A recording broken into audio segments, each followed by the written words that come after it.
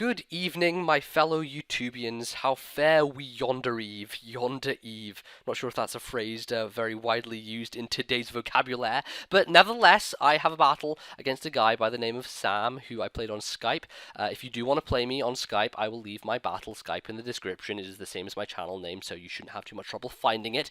And we're having an OU game. I didn't go super serious. I brought Calm Mind, Sub, Landorus, and DD Salamence, and then my Jealous and Heatran core. And then, just because I wanted to fuck around, I brought Scarf, Entei, and Belly Drum Snorlax. So we'll see how that goes, and hopefully it should be an interesting, fun game. He has a sort of mix of guys as well. So without further ado, let's get into it. I lead off with Scarf Entei, and I'm going to go for the Eruption. Now, Entei being one of the only Pokemon besides Typhlosion who can really abuse Eruption to effect. And that's what I really like about using it with Eruption, is that, you know, it kind of catches people unawares, because most people expect physical Entei, but special just works quite as well, I guess, in the right situations, and certainly does a huge amount of the Espeon, which I was expecting to either go for Light Screen or Reflect, maybe Reflect predicting me to be a physical Entei, but it ends up being most certainly Specs, because that did a huge amount of damage to my Entei, to the point at which I obviously don't want to stay in again. I'm going to go into Heatran to take the Psychic, but he actually is proactive there as well. Goes into Hydreigon knowing that it can also take the Eruption, and goes for the Earth Power with his Hydreigon on my Heatran. Now, I'm not quite sure what kind of Hydreigon that is, but I felt like I was kind of safe staying in and going for the Stealth Rock, because I know Earth Power can't kill me. And, yeah, I just thought, well, if anything, he's just gonna just go for it and whatever. I'm not really bothered. But he actually is a bit more proactive, expects me to switch out, goes into his Ninetales, predicting the switch, and it's a bit of a shitty situation, because his Ninetales can't really do anything to me. Tries to Nasty Plot, but we'll kind of find out later on that it doesn't actually have an answer to Heatran whatsoever. So I roar him out on the Nasty Plot, goes into Espeon and it dies to Stealth Rock, and then brings in Togekiss, a royal pain in my ass, which we'll see soon enough. We will see soon enough. Causes me a huge amount of trouble. So I'm going to go into Landorus initially, predicting the Aura Sphere, because I'm thinking, you know, Togekiss generally carry that, and if it's not going to go for Aura Sphere, it's going to go for T-Wave, and in both scenarios, Landorus works out nicely. So this Landorus, I feel, is going to be a great answer to Togekiss. I should be able to go for Sub, set up some Calm Minds, and kill it with a Hidden Power Ice. That is kind of my my mode of play right now. That's what I'm trying to go for. But initially, I see Fire Blast. I'm thinking, okay, he's on a Sun team. I guess Fire Blast works as opposed to Aura Sphere. And I know he's going to be able to break my Sub even if I go for Calm Mind. And if I go for Calm Mind, then I'm still not going to be able to knock him out with an HP Ice. So I just decided to go for a stock HP Ice without any boost. And it turns out it isn't HP Ice whatsoever. It's some random Hidden Power that is probably Grass. I don't know why it would be Grass, but apparently it is, and that's a miss salve. So that really causes me a huge amount of trouble, because this Togekiss, as you will see in the very short term, is going to cause me a hell of a lot of issues. Initially, I go into Snorlax thinking, well, okay, the quickest way to kill this thing is to just go for a Life Orb Giga Impact, because I am that crazy, and that's what I run on Belly Drum Snorlax, because why the hell not? I get paralyzed, and I'm thinking, okay, just go for the Giga Impact and kill him, but no! Get the power hacks. So Snorlax is sitting there and he's like a good amount of HP, so I'm thinking I can take multiple air slashes. The problem is of course the never-ending pain that Togekiss causes is the flinch para death combo, and added to that he actually gets a crit as well, just to rub a little bit of salt in the wound. So I'm thinking, is there any way I'm going to get out of this? Is there any way I'm going to be able to Wild Charge or Giga Impact or something and try and kill the Togekiss? Apparently not, because Hacks is just going to be like just drop a giant bomb all over my face, and I can't do anything about it.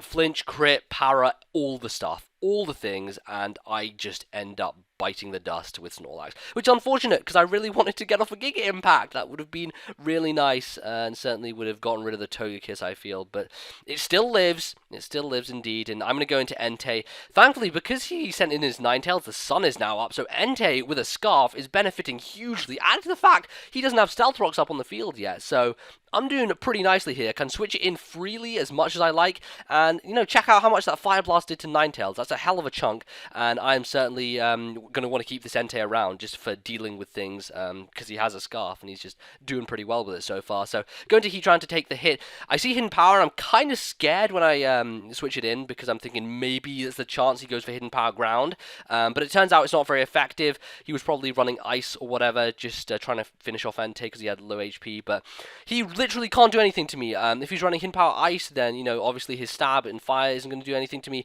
Probably going to run Energy Ball or Solar Beam alongside it with a nasty plot set. So, in all honesty, I'm not afraid of him in any way whatsoever with Heatran. So, works out nicely, raw him out again, and goes into Victini, which I guess ends up locking itself into Zen Headbutt, because I wouldn't see a reason for him to go for it 2 times in a row. I do Protect on the first one just to scout what he's going to do and what he's potentially going to lock himself into. And Zen Headbutt does a significant chunk, but nothing that really scares me. It didn't really signal to me that he was banded. I think we do find out later that he is, but at that moment I wasn't really, you know, in the know as to whether he was banded, scarfed, or whatever, but goes into Togekiss after I roar him into that, and I'm thinking he's going to predict me to go back to Landorus, simply because I would want to take the T-Wave or take whatever, and he's not going to feel safe going for Fire Blast with Heatran still in, because there's a chance it stays in, so Air Slash is the nice middle ground he goes for, ends up working out not at all, because I get a Revenge crit, which I am not going to complain about whatsoever. And I'm not going to say that it was bad, because he crit my Snorlax and haxed it to death with Togekiss, so it's always nice when you hax a Togekiss itself, certainly is. So I managed to kill him, kind of just takes out a bit of pain for me, and I end up going to Jellicent to dodge the fighting move. I wasn't sure how obvious he was going to be. I honestly don't know if he was going to be running Payback or Ice Punch, but if he is running Ice Punch, Jellicent counters him completely, so it's a very nice switch in, and ends up going for the Drain Punch there, so it seems like it would be a good idea for me to stay in, go for a Shadow Ball, and I know he can't recover HP, so perfectly fine for me. Ends up foddering off Ninetales, which ain't too big a deal at this point. I could have dealt with Ninetales in multiple ways. And then goes into Victini, and this is where I make a bit of a stupid play. I'm thinking that if it's a Victini, it's going to be running Fusion Bolt. I'm thinking I'm max defense Jellicent, or somewhere very close to that, so I should be able to take a Fusion Bolt and then kill him with a Surf. Turns out, well, actually, I wouldn't have been able to kill him with a Surf because the sun is up, but I was thinking just live a Fusion Bolt. Kind of inexcusable, my actions there, as it were, because it was really, I just forgot Bolt Strike was a thing, and I really shouldn't have stayed in anyway. I should have gone straight to Landorus, but anyway, I go straight into Landorus then, knowing that he is forced to switch, and so I double to Salamence, thinking, you know, if I go into Salamence, I should be able to threaten another poke, which he decides to bring in.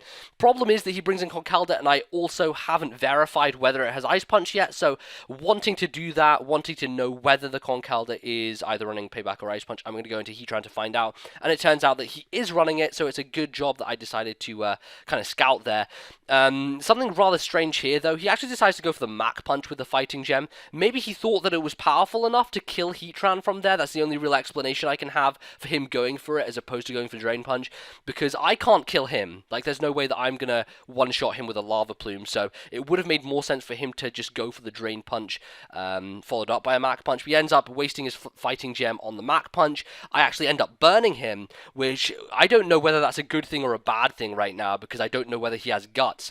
So I guess we'll find that out soon enough. But at the moment, I'm just protecting. Nice thing that I did get the burn is that I am able to stall a little bit of HP on his end, and he's certainly not going to be making a lot of HP back because of the low amount of HP that I have. So even if he goes for the Drain Punch, he's not going to be, you know, doing too well. But he does make a decent enough prediction here. Obviously, I wasn't going to stay in with Heatran when I still kind of need it for his Hydreigon, at least to stop him from locking himself into Outrage. So that's what I wanted to do. I go into my Landorus, and it ends up not dying to Ice Punch, which certainly tells us straight away that he was not a Guts Conkeldurr. Otherwise, I would have bitten the dust, most certainly, to, you know, 4 times your Perfective hit from something with that much power.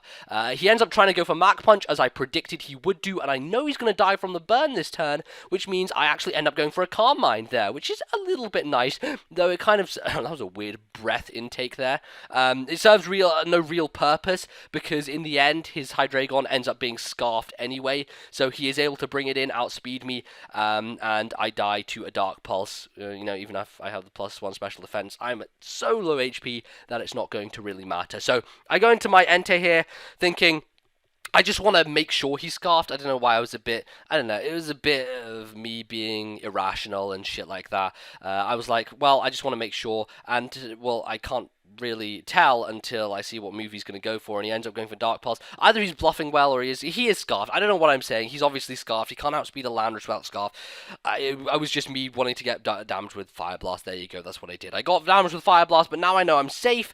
I am very safe to bring in my Salamence, who now can go for the Dragon Dance, and because I'm running Fire Blast on the Salamence set, it means I'm not running a attack boosting nature or anything. I'm running a speed boosting nature, which means with +1 speed, with maximum speed investment, I will outspeed a Scarf Hydreigon, and I am very certain that I can pretty much clean up here. Finish off the Victini with an Earthquake as I DD on the Switch, and I have Moxie as well, though that's not really going to become a huge factor, as a stock +1 Outrage, or just even stock Outrage, would have killed Hydreigon anyway, especially when it is at such low HP as you can see. So I go for the Outrage, finish off the Hydreigon, and that is going to end up being the game. So, a relatively good game. I don't know. It was alright, not too terrible, but works out in the end. I made a little bit of a stupid play with the Jellicent, but I just haven't faced many Victinis since it got Bolt Strike, so I never really expect Volt Strike. I keep expecting Fusion, the Fusion bolt, but Bolt Strike kind of hits me, and then I'm like, oh shit, yeah, it does get that. I should probably remember that for next time, and after that, I really will. I certainly will. Anyway, that is going to be the game. I hope you guys enjoyed it. If you did, of course, feel free to leave a like down below. That helps me out immensely, and just, you know, helps the channel grow and become great. Otherwise, check out previous video on the screen right now. Go to my channel, etc. Other things, bloody blah. Add me on Skype if you want to battle me, as I said at the start of the video. Facebook, Twitter, all the social links are below, and that is all I'm going to say. Thank you very much for watching, and I will see you guys tomorrow for the finale of Fire Emblem, for those of you who are watching it at least. Yeah, it's gonna be great. So see you guys then. Otherwise, goodbye.